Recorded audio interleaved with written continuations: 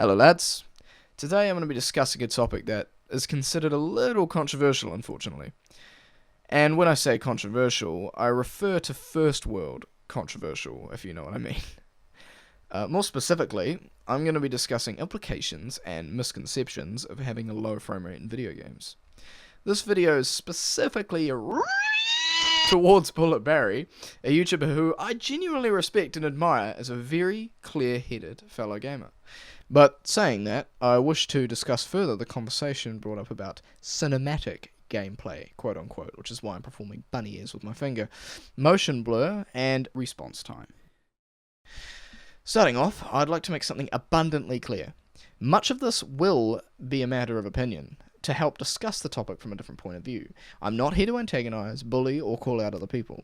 I'm making this video to outline that the cinematic belief is not an idiotic statement necessarily, but is more accurately, person to person, a lamau.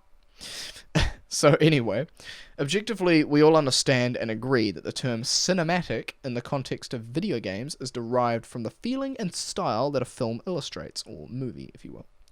Films are more conventionally in 24 FPS, contain a lot more motion blur, but don't require any user input as video games do.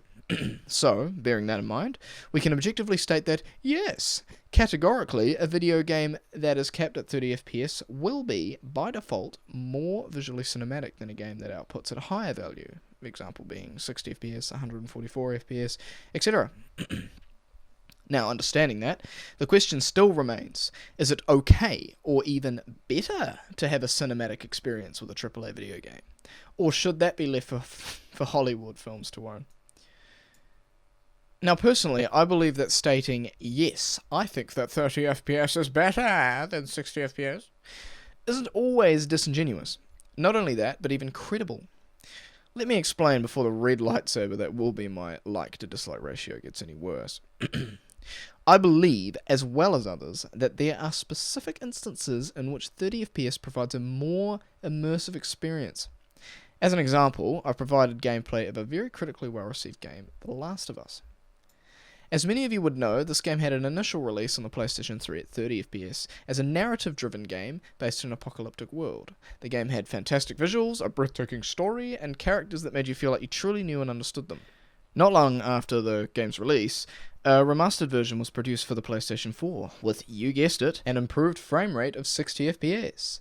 Now, for me at least, the 60 FPS improvement was not greatly appreciated. I didn't have an issue with getting used to it, as I have a gaming PC and run most of my games at a standard 60 FPS at 1080p. The problem I personally had with the remaster was this. It didn't feel like I was watching a film anymore, or a movie, again, if you will. The game was marketed and played like a film, so when the change to 60 FPS occurred, it was a little jarring for me, to say the least, and unnecessary. Not only that, but it felt, and I know, too many people say this, but coincidentally it was true, it felt like a damn sitcom. Now again, this is my opinion, but I feel it's necessary to try and relate my personal belief as a sane human being who isn't obsessed with consoles. As a matter of fact, I only own a PlayStation 3 and a PC at this current time, in a way that others might be able to comprehend. For me, it was similar to the way the general public reacted to Peter Jackson attempting to release his Hobbit films in an updated 48 FPS. Unfortunately to the viewers, it didn't feel quite right.